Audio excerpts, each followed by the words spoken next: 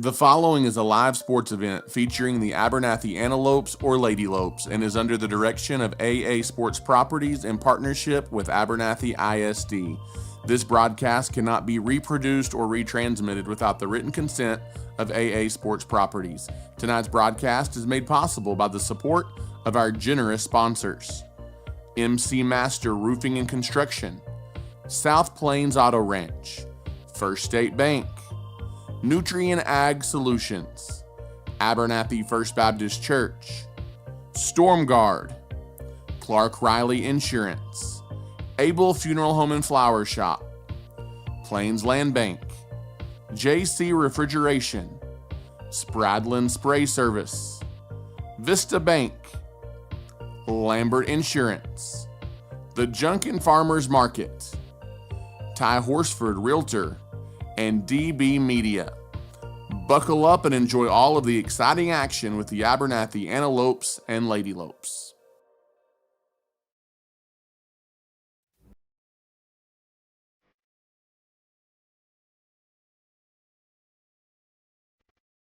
Rolando. This time he takes it himself untouched into the end zone. Rolando Martinez from 1 yard out. And the Abernathy Antelopes strike first. Comes McKaylen Marshall off the dribble. Centering just for Marshall gives Abernathy the lead.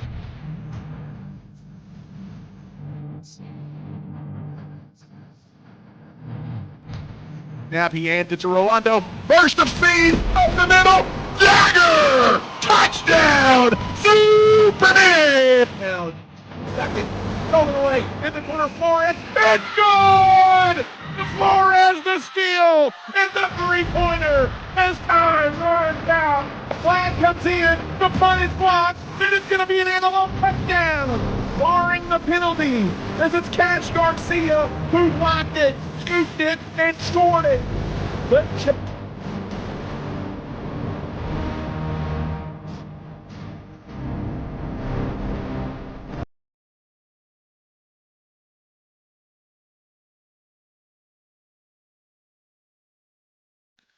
And good evening, Abernathy, Texas, and good evening, fans of the Abernathy Antelopes and Lady Lopes. For the final time in 2024, welcome to Outside the Box, episode number 16, as we've made it to December 15th, gearing up for Christmas. Ty Horsford alongside Chance Rocha, and Chance going to wrap up 2015 or 2024 rather. Whoa, We're going back in time for Outside the Box. We do have one more basketball broadcast to get to before the year's out on the final day of 2024. But wrapping up our Outside the Box for 2024, but obviously we will be back in 2025, not 2015. I'm telling you, 2025. But yeah, one more broadcast. It's that day game, that doubleheader versus Royals, right? Yeah. Yep. And so one more basketball broadcast, and then we'll be done for the season, holiday season. Yep, absolutely, and lots of basketball still going on, and kind of switching up the arrangement of our show just based on what's going on. We'll start out with a little bit of around AISD, and later in our program, stick with us because we're going to kind of get to an exciting top 10 list of athletic happenings, if you will, in 2024 for the Antelopes and Lady Lopes. But Chance, starting off with basketball is, I tell you what, it has been heavy on the hardwood action with tournaments and district play gearing up for the girls as well. And we talked about it on our show last week. The Abernathy Lady Lopes just opening up district play with a huge matchup. Abernathy came in number 14 in the state against a new home team that was number 7 in the state, an highly anticipated matchup last Friday night in Abernathy. And Chance, it was not close as the Abernathy Lady Lopes just from start to finish took it to the new home Lady Leopards.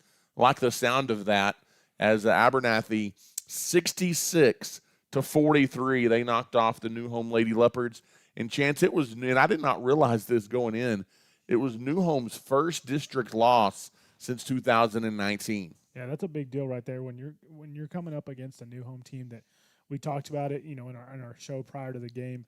they're used to winning. They expect to win, and they're definitely not used to getting beat. And if they do get beat, it wasn't the way that they got beat against us.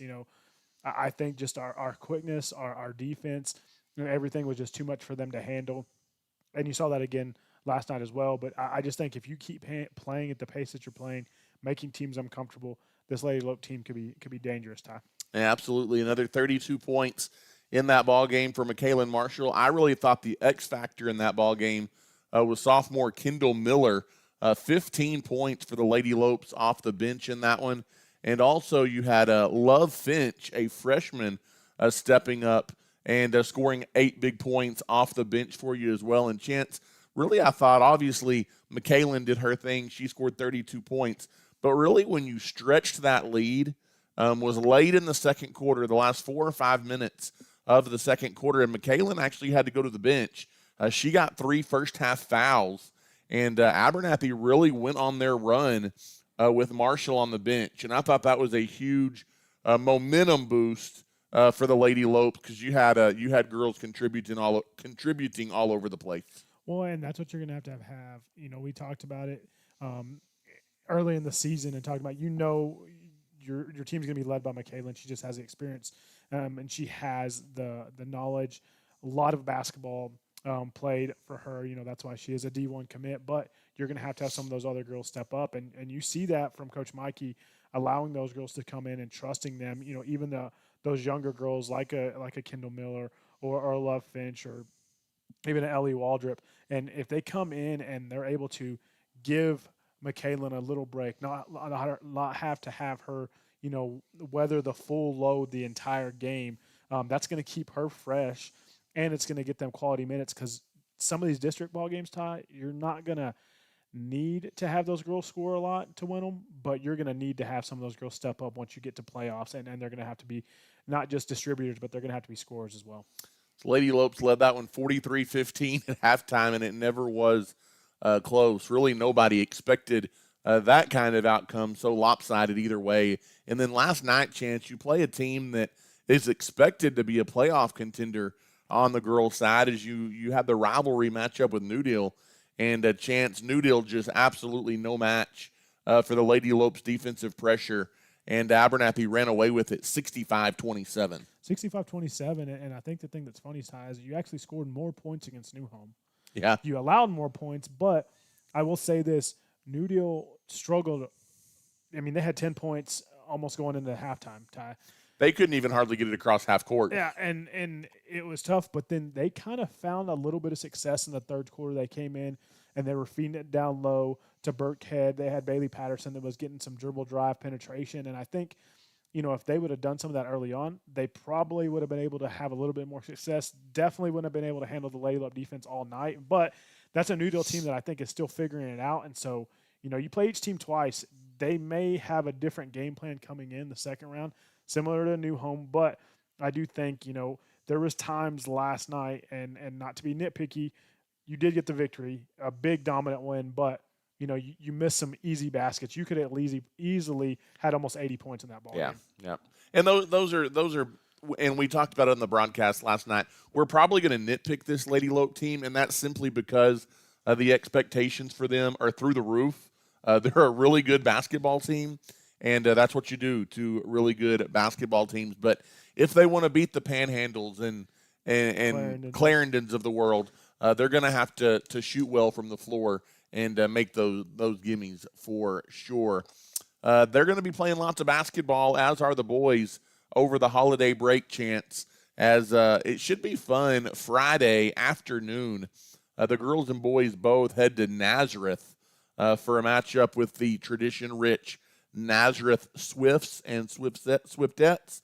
And then also right after Christmas, they will be, both boys and girls, in the Caprock basketball tournament there in Lubbock. A holiday tradition, but then district play continues for the Lady Lopes on December 31st as they will host the Lady Rabbits of Rawls. So that's a look at the girls' side. And Chance, it was kind of an up and down last week or so for the Antelopes. They competed in the Brownfield Running Cubs Classic over the weekend last week, and they had a tough 0-3 outing in that tournament. It was a tournament that they were competitive in, just couldn't quite get over the hump. They had 45-43, a loss to Kahoma, 49-44, a loss to a good Nazareth team, and then 52-50 or 52-40, excuse me, a setback to Tulia. But last night, the Antelopes out of district play, they had a rematch with the Tulia Hornets, and they actually went on the road and got a big-time win, 65-53. Got a little bit of revenge on Tulia, playing them twice in less than a week. So Abernathy got a big win against a pretty good Tulia team. And I think the Abernathy boys' chance, a team that is also still figuring it out a little bit. They're shorthanded, still dealing with some injuries. Hopefully we'll be back a little closer to full strength come district play here in a couple of weeks. But kind of been an up and down start to the season for the Antelopes on the hardwood. It definitely has been, and you know, playing in that Brownfield tournament, you know, Brownfield isn't one of those towns or those teams that you think of just a winning tradition, but that's a good Brownfield team. They're ranked in the top 10, in the top 15 in Class 3A. So they're a good squad. They're a team that it's a good competition for them to face and for you to battle with them. And the same thing with Nazareth. They're a top 10 team in 1A, and they do have a very rich basketball history, that Nazareth team, both boys and girls. So, you know, we talk about them playing them already, and then the girls and boys both go there on Friday. So that's a town, I mean, I don't know if any of y'all have ever seen the Nazareth girls, but they can intimidate you coming out on the court with their shooting, absolutely. their shooting tops that have all 12, 13, 14 of their state championships, the stars that are on the back of them. And it's just a pretty cool, you know, they're similar to like a Canadian in football. The Nazareth girls, you just expect them to go to the regional tournament and possibly go to the state tournament. That's just one of those things that they do. And I think that whether it's the boys or the girls, playing those type of teams is one thing that's really going to test your mental fortitude, because, yes, these games don't matter, but they get you prepared for when the games do matter. And I think that's going to be a good test for them coming up on Friday. And I'm excited to see a complete boys team, Ty. For sure, yeah. You're gonna get back the likes of Minfield and one of the Micheletti brothers. You expect Colt to be back. Case, he's going to miss the duration of the season, unfortunately. But I think that'll be a little bit even of a different looking ball club when you get those two guys back. Absolutely. It's going to stretch the field, give you a little bit more, stretch the court and give you a little bit more depth. And I think that, you know, Colt's one of those young men that you saw the moment wasn't too big for him in football. And I'll tell you what, he's probably played more basketball than he has football. No doubt. So just expect him to have the similar attitude and the similar confidence on the basketball court as well. And Chance, you talk about, especially on the girls' side, just an absolutely loaded Region 1 Class 2A. When you look at the state rankings, probably big school, small school, not going to matter. Probably the team to beat is going to be Panhandle, as they've got a really strong squad. They're number 2 in the state. They are 17-0. They've got a win over Canyon and Nazareth on the season.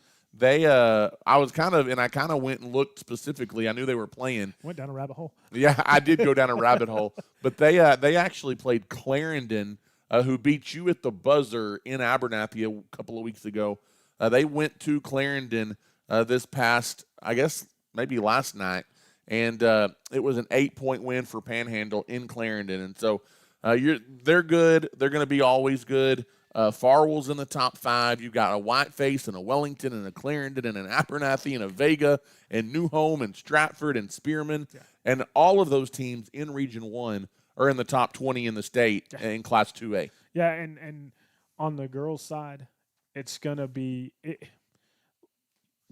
since they changed the rules, and it's super confusing now, and I say that because used to basketball, you just went, you had a state champion. Now, whoever goes to the playoffs, it's big school, small school. So we kind of talked about it, you know, before the broadcast started. If Newdale and Post get in the playoffs, that kind of helps you because technically they're from a big school, small school standpoint. You would go into the playoffs as a small school. Not saying the road's going to be easier, but you're going to play the Farwells and the Wellingtons and those schools versus playing the Panhandles. And so I think that flip side of the coin, no matter how you slice the pie, there's 20. It's going to be tough. Out of the top 25 or out of the top 20, over 10 of them are in our region. 1. Yep. And so our region is definitely the most stacked. You're probably going to have, you know, you have a Martin Mills is in the other region, Region 2, that you could face, and they're the similar as Panhandle. They're undefeated on the season. The boys' side of things, Ty, isn't as lofty. New Home's kind of leading the way. We talked about it off air as well. They just beat a Lubbock Cooper Liberty boys team. That was their first loss. They beat them 51-50 last night. And those New Home boys, led They're by going to be tough. Yeah, they are. But your region isn't as deep, and so if you can get into the playoffs, you're going to have a little bit more, not an easy path, but you're going to have a less of a daunting. You're going to have some winnable ball games. Yep, for sure. So even now, we talked about it. The girls jump up in their ranking. New Home drops down after you beat them. The boys have dropped down.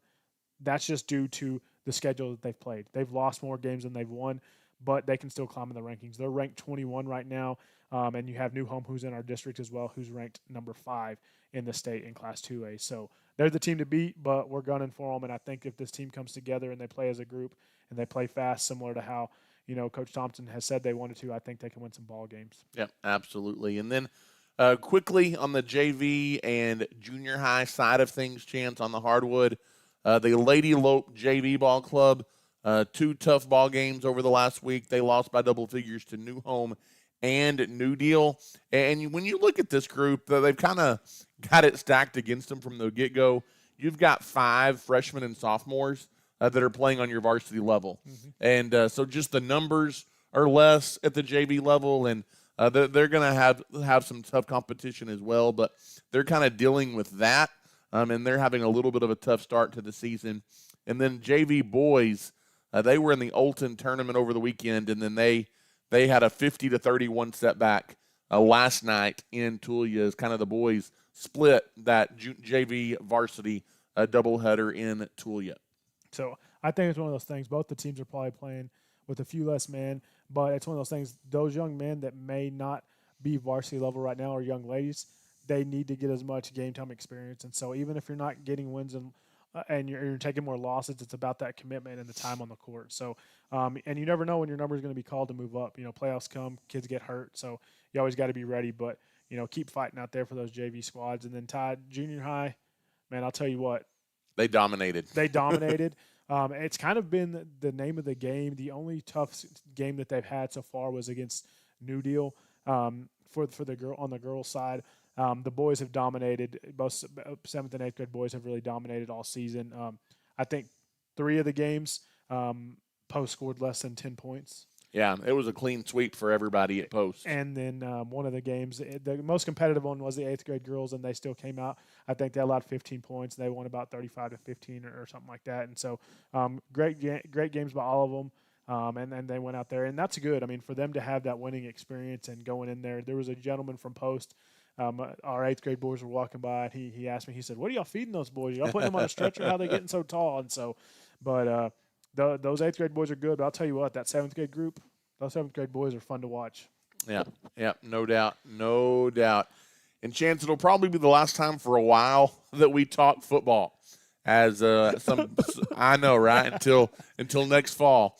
But had some football season awards released over the past week. When now that everyone finally kind of finished up playing, you always wait until the last team of your district is eliminated from the playoffs, and obviously Post had that run that delayed them being released.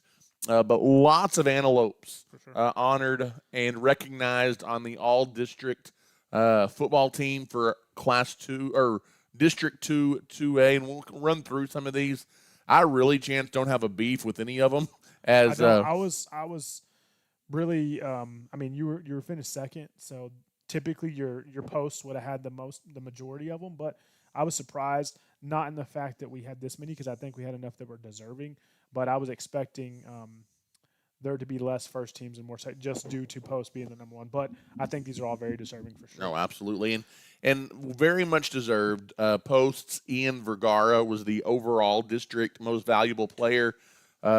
He just dominated the area in all classifications, rushing the football. Rushing yards and touchdowns. That was a no-brainer in my mind. But you do have Rolando Martinez as a co-offensive MVP, one of the leading rushers in the district. And also on the defensive side of the ball, he was first-team safety as well.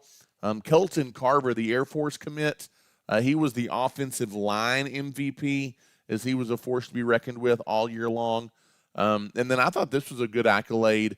Newcomer of the year and first team punter, your quarterback, Jagger Wiley, the sophomore, kind of making his case as a sophomore. He was. He making his case as a sophomore, and I like the fact that they threw that first team punter in there because really, and that's kind of an unsung thing, but he was a good punter. He was a good punter. He put you in a lot of good situations when we had to flip the field, and he definitely did deserve the newcomer of the year. He wasn't just fireworks, Ty, but he did what he did do as a sophomore. He got the job done. And he grew up. He grew up so much throughout the season. We won 7 games in a row. Yeah, we did, and a lot of that was credit to him because there was games where he had to step up big and make the plays that we needed when they were shutting down the box. Like in Olton when Rolando was kind of getting tied in, and he was able to go out there and put the team on his back. And so I think it definitely a good accolade for him. And then you have guys like Aaron Russum who get first team on both sides of the ball, receiver and cornerback. Maverick Shadden. That one was interesting to me. Utility player. That's one I haven't seen in football very often, but I think that just goes to show that he did a lot of things. He kicked some field goals. He punted some balls. He played receiver. He took some handoffs.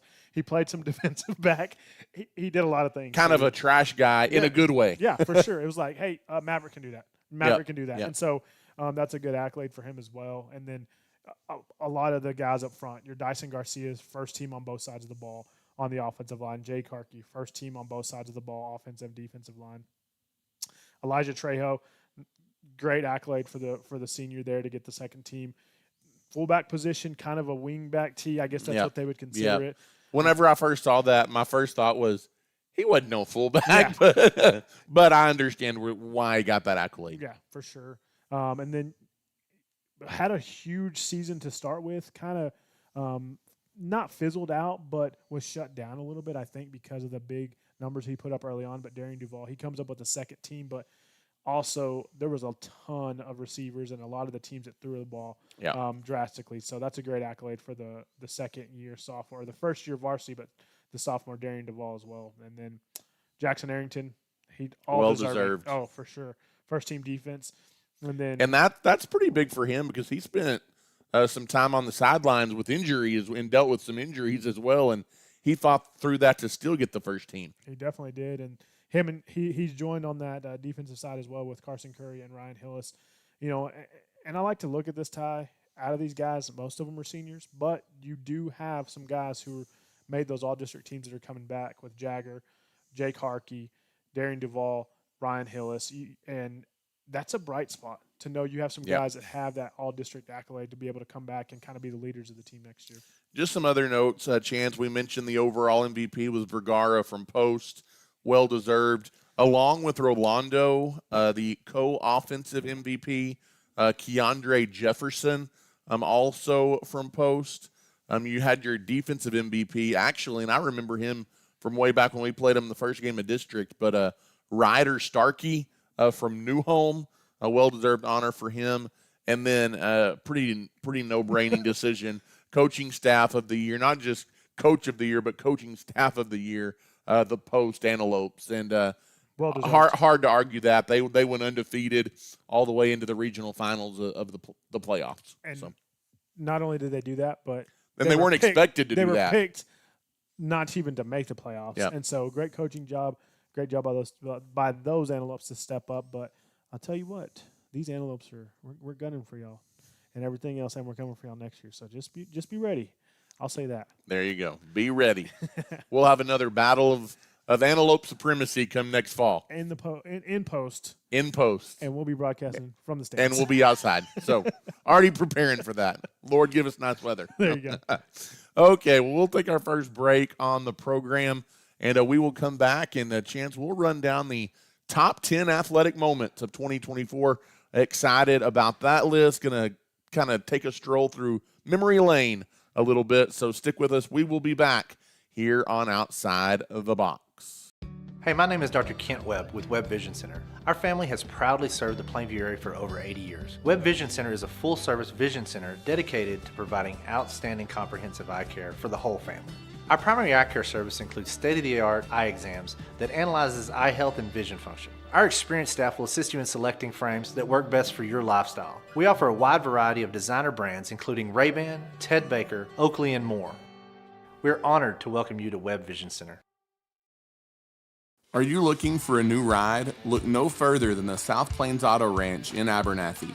We offer in-house financing and offer a wide selection of used cars. If we don't have what you need, we will help you find it. When buying a vehicle, you want local people you can trust, and that's exactly what you'll find at the South Plains Auto Ranch in Abernathy. Located on the south end of town between the West Service Road and Avenue D, we are your used car one-stop shop. Give us a call today at 298-2200. And as always, we are a proud supporter of the Antelopes and Ladylopes. Yep. And welcome back here to Outside the Box. Ty Horsford, Chance Arocha back with you. And Chance, as we finish up 2024 and embark on 2025, we thought it would be fun to count down, at least in our mind. And I will preface this by saying it is quite possible we missed something. And if we did, our apologies, because that is quite possible. But from our memory and the best we could, we put together a top 10 list of athletic moments in 2024. And we'll just kind of count it down, starting with number 10. And Chance, last basketball season was a tough year for the Abernathy Antelopes. They only finished with one district win. They finished 9-20 overall on the year, but their one district win was an exciting one, as Abernathy got a 63-60 win over a good Roosevelt team. Kind of put that one in the top 10 because that was an upset of sorts. It was Roosevelt, a team that competed with an opportunity to make the playoffs late in the season, and Abernathy probably played their best game of the year with the 63-60 win back on January 12th of 2024. Unfortunately, it was our lone win in district play. Hey, lone win. It made the top 10 for a lone win, and that's something that being able to build all that from this season to this coming season for those boys. And so sticking with basketball, Ty, number 9 on the list, girls basketball, Ladylopes, 75, Plainview, 70. That was earlier this year, and this highlights the top 10 due to not only a big win over a good basketball school, yep. a 4A school, but a 51-point ball game from your Tulane commit, McKaylin Marshall. And so that was a big game for them and a big win, and definitely a confidence booster for her for sure. Yeah, lots of accolades for that performance for McKaylin Marshall. And then Chance for number 8 and number 7, we're going to go to the Gridiron. Maybe the most exciting football game of this past season, as it was in non-district play, and I remember it well. The Antelopes went to Farwell, and they trailed that ball game 41-27 late. I mean, 2 or 3 minutes left. Yeah, it was like a minute 47 left. And they rally with 2 touchdowns late in that ball game. Had a big special teams play. A 42-41 comeback win, and really that's on the list, Chance, at number 8 because of the comeback fashion and the way you get that W. Well, the comeback fashion, the way you get the W, all the things, it probably would have been higher if it had been a district ball game, For but sure. It was a fun game. It was a fun game to call, and I know that was one of those things where you win that ball game, and it really vaulted your momentum. It really did, yeah, you're right. You know, it vaulted you going into the rest of the season and going on that winning streak for sure. So, like you said, sticking in the Gridiron, number 7, your by-district playoff win. Your 35-13 win over West Texas Sinet. First playoff gold ball you collected since 2021, Ty. Anytime you win in the playoffs, it's a big deal. Yeah, for sure. Anytime you win in the playoffs. But, you know, we've made it to the playoffs every year since then, but that was the first by-district playoff win. And getting a gold ball is always important, so hope to build off that going into next season for sure. And Chance, going to one of our spring sports we don't talk a lot about for number 6, but anytime you've got any team or individual qualify at the regional level, I think that's noteworthy. And you had Jackson Beeson last spring. Beeson finished second in district in tennis singles at the district meet, and he went on to compete at the Class 3A regional tennis meet last spring. And so that was an exciting thing for him, and he represented Abernathy at that high level at the regional meet, and that's worthy of being on our list. Heck yeah, it is. Anytime you make it to the next round, especially in something like that, a individual sport, that's a big deal for sure. So Moving on, and also into the spring of last year, you had your track regional qualifiers. You had Ashlyn Perez in the shot put, and you had Diego Delgado in the 400 meter, and in the boys 4x200 meter relay team, all qualified for regionals last year. But again, just when you qualify at that regional or state level, that's worthy of making our list. And then sticking with the running, if you will. And I always want to recognize district champions. And we actually got to interview her earlier in the year. But number 4 on our list, individual district champion, and especially as an underclassman, that's impressive. Bree Shorter checks in on our top 10 list at number 4, being our cross-country district champion this past cross-country season. Yep, great job by her. Wins district, qualifies for regional, just came short of qualifying for state, but I think she has a bright future with 2 more seasons of cross-country to come up. So number 3, Ty. This is a fun one. It is a fun one, and it's one of my favorite. It was almost – it may have been close to the number 1 for me, but I agree. It could have been. It could have been, and I know it's definitely probably number 1 for these couple, but your D1 commits, your future talents that you have, Michaela Marshall signing with Tulane, that's a big deal. Kelton Carver signing with Air Force, another big deal. Anytime you even get the opportunity to go play at the next level, much less the Division I level, that's a big deal, especially coming from a small school, a 2A or a 3A school. That's a big deal for any young lady or young man for sure. And then also Bryson Daly's success, just someone that you already have representing Abernathy at the highest level at Army, leading them to their best season that they've had since 1996 or something like that. Mm-hmm. Tough break against Navy. Makes me sad, Ty. Yeah, but that was a tough one. they still got one more game. Go out there and beat Louisiana Tech. Yeah, Yep. because Marshall said they didn't want to play their bowl game. But Well, they didn't have enough players to play their bowl game. Their whole team quit. That's tough. This NIL and the portal stuff Yeah, is kind no of. doubt. But kudos to him. I actually did see Ty. Not only has he had a successful season, he just missed making New York. He finished 6th in the Heisman voting. So he was a couple spots out. Yep. I mean, they take 4. Cam Scattaboo from Arizona State was right above him, but I mean, for a kid like Bryson Daly, especially at a school like Army, to get that many votes, that just shows what a special season he's had. Well, and Chance, we mentioned the D1, but there's lots of Abernathy athletes that have gone on, at D2 and junior colleges and different things and competed at the next level. And so just always exciting to see athletes excel at the next level and represent Abernathy well. So now we're going to go to our top 2, and Chance, number 2, and put this one on the list because of kind of the historic magnitude of it, was within the last week. An exciting win on the girls' basketball floor against the New Home Lady Leopards.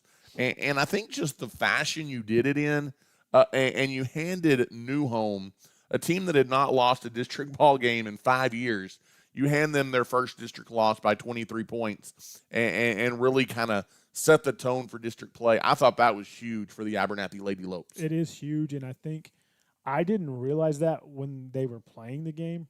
I knew it was a big game just because of New Home's tradition of winning, but I didn't realize it had been that long since they'd lost a district ball game. And that's why it's that high on the list because, I mean, when you beat anybody that's got that kind of record, that's a big deal. Yeah, for sure. And our lone bright spot, the individual, Mr. Noah Rigler, qualifying for state and cross country. I think this ends up number 1 just because of the accolade. He is a senior. He's worked hard for it and competing at state at the highest level. I mean, and he was the only individual or team that competed at the state level athletically.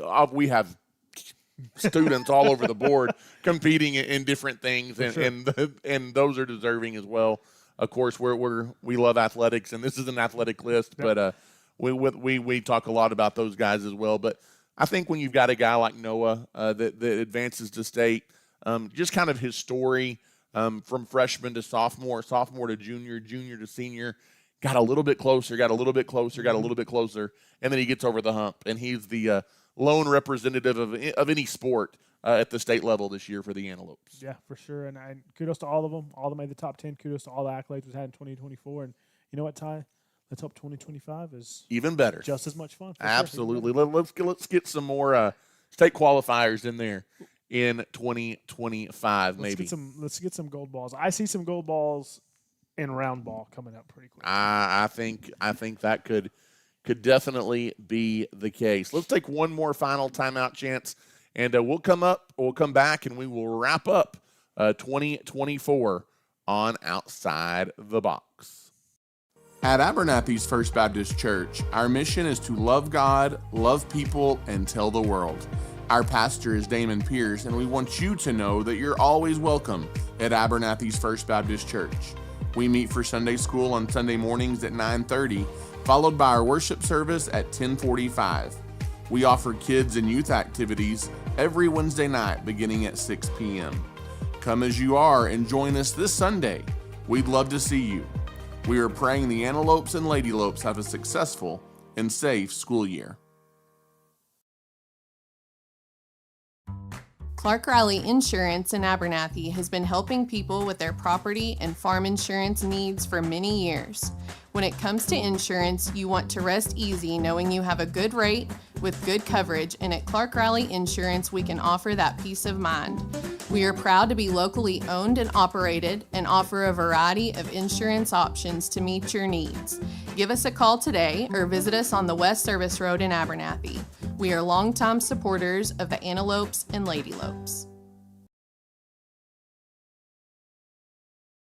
At Abernathy's First Baptist Church, our mission... And welcome back. Oh, man, the conversations that we have off air here on Outside the Box. But as we come back and wrap up 2024, Chance, I've really enjoyed this addition to our broadcasts. And don't worry, we will be back in 2025. We're not going anywhere. Every home basketball game in district play at 5 o'clock prior to the girls' game, we'll have outside the box for that week coming up, and so looking forward to that being live on location in the Antelope Gym. Yeah, 5 on location, 5 time. We're trying to figure that out. You don't want to be too squeezed for time, but you don't want to be too over. So, but it'll be fun. We're gonna have. It'll fun. Be during the JV game. Yeah, for sure. And so we'll be able to be there and have some live on location. I've already had some people that said they may try to pop in, have a little Pat McAfee action. There you go. Showing up and doing a live interview, but it's going to be fun. I'm excited for it, Ty, and just to have that new addition, like you said, since we're going to be together twice a week now, we're kind of mixing things up and making it a little bit more interesting for all the viewers out there. And as we mentioned, our next broadcast will be a girls-boys doubleheader on December the 31st. That will be a day ball game as the Ladylopes continue district play and the Antelopes begin district play against the Rawls Jackrabbits. And so we'll be live from the Antelope Gym coming up December 31st. I think it's a 10 o'clock tip. I want to say that's right. Yeah, I want to say that's right as well. Breakfast at the gym. But we will wrap up 2024 with the Antelope and Ladylope basketball teams. And then, Chance, and this is going to be especially true as we head into the spring because there is tons that goes on in the spring. Oh, yeah. And whether it's academics, whether it's athletics, whether it's community. Stock show, everything. Stock shows, yeah. If there's things we need to know about, please let us know. We want to cover those things. And that's the whole purpose of Outside the Box. We love sports. We're going to talk sports. I promise you. And Just a little bit. But we want to talk about the other things and highlight the other things as well. And I will tell you, one of our first interviews coming back in 2025, I don't know how he managed to avoid not being one of our interviewees, but we'll talk to the head man himself, Aaron Waldrop, the Abernathy superintendent, at some point early on in 2025. Yeah, I talked to him. Hopefully get some more kiddos on the broadcast as well. Maybe some people around the community and see what they have to say. Maybe a Mike Magianis talk a little bit of Abernathy Little Dribblers, and Kelsey Maxwell talk a little bit about Little League. But just going to be exciting stuff. Excited to keep doing it with you, buddy. Yep, I'm looking forward to it. And it's been a great ride in 2024. Looking to hopefully finish it up strong on the hardwood. And then we will be back at it strong and in full force come January. So looking forward to that. Obviously, we hope you guys have a wonderful Christmas and a happy new year. Until we see you again, good night. God bless. And go Lopes.